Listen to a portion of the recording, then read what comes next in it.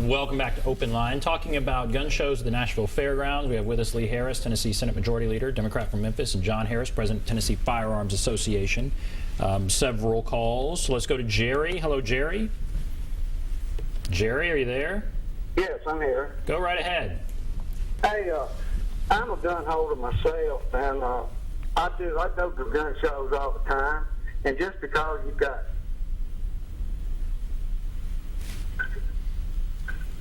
Are you there, Jerry? Yeah, I'm here. Go ahead. And just because I have a permit, doesn't the fairgrounds belong to the city of Nashville, that we put people in there to run it for us? And here we got 3 people on the board that doesn't like guns, and then they try to close the fairground. They should put it to a vote. That way they'll know who's getting what. And I think we should have fairgrounds, because you can't stop crime nowhere you go. You're going to have crime in anything.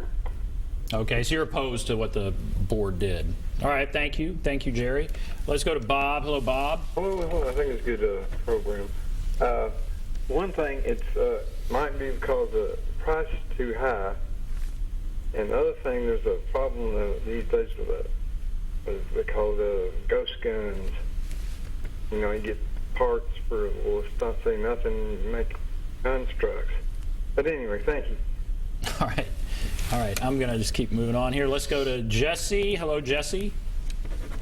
Yes, this question is for Mr. Harris. Go right ahead. How is anyone supposed to have hard numbers on how many private sales occur at gun shows if no paperwork is required? All right.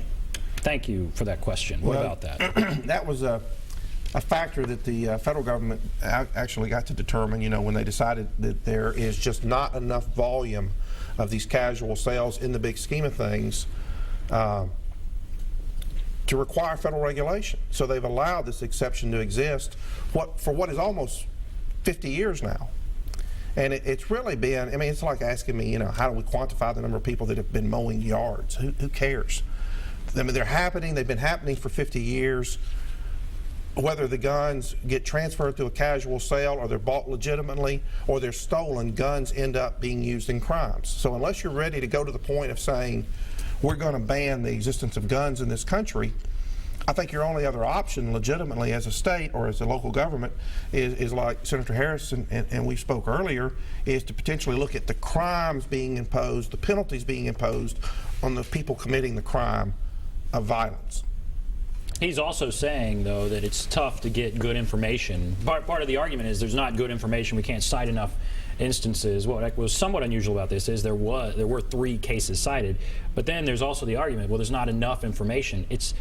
It's not mandated that this information be gathered. It's hard to regulate. We can sort of back end into it, because you know the volume of guns being manufactured and entering the retail stream for new guns, and you can quantify it. We've got, since 1998, when TICS went into effect, we've got data on all the sales that have transpired in the state through TBI. So I mean, you can quantify to some extent at least what the volume of sales is, and you can make an educated estimate based upon doing survey data as to how many people that really buy guns are buying them from dealers versus casual sales. You can, from a statistical perspective, quantify the number. You're never going to be certain, but you know, there's a lot of stuff that happens in the General Assembly that's done upon statistics and estimates, as fiscal notes, for example, as opposed to hard, fast, specific calculations. All right, let's take another call. Ronnie. Hello, Ronnie. Hey, how you doing, Dave? Go right ahead. I wanted to pose the thought or the question to you. Have you all really stopped to think about what is out on the internet, what's available out there, what you can do, what's going on at gun ranges across the state? You remember when they had limited 10 capacity magazines? Well, if you couldn't get it legitimately, you bought it online, or better yet, you just bought the parts and built it yourself. To say that, you know, we're going to do something at the fairgrounds that's going to make a difference, come on, fellas, let's be realistic. You're going to get what you want, when you want it, without question, if you've got the money, and that's all there is to it.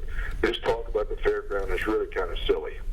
So again, the argument that it's such a big problem that regulating things at the fairground will make no difference. What do you think about that?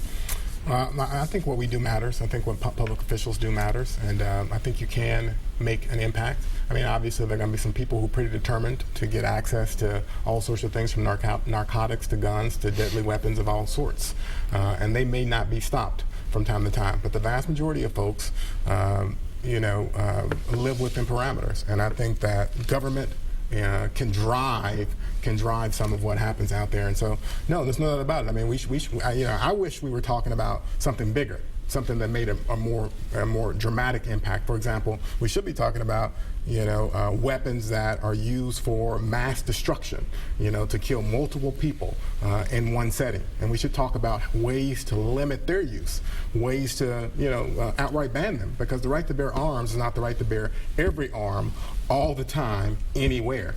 And so, if we were able to get the political will, and we're not in that space right now, but at some point in the future, I'm hopeful that we'll be there. If we have the political will to do some of that, then, I think we see a dramatic change. Now, he's right. There will still be some determined individuals that will still find a way to get weapons of mass destruction that they can put in their hands. But we can limit that to such a small number that we can really have an impact on what people experience and the safety that they enjoy. So, John, with Tennessee Firearms Association, where do you go next? Obviously, you're upset with what the Fair Board has done. Do you put up the thing from the law from the General Assembly? Is there some other way to go through the General Assembly? What's the next step? I'm not necessarily an advocate that we've got to pass a law to fix every problem. We've got a law in the book. We have a Metro Charter provision that specifically addresses this. And I think, like one of the callers mentioned, that this is really a situation for the voters in Nashville to put pressure on their elected officials, to let them know as constitutional stewards, as elected officials, that they either support or they oppose this action. And we don't live in an oligarchy, we live in a republic. And so these elected officials ought to be accountable to the voters. And if the voters are speaking out like they are, I think what you're going to see is, I've been told next Tuesday night at the Metro Council meeting, there's a resolution to be introduced to potentially reverse the board's decision. We've already been told through news reports that the board's going to reconsider its decision in January's meeting.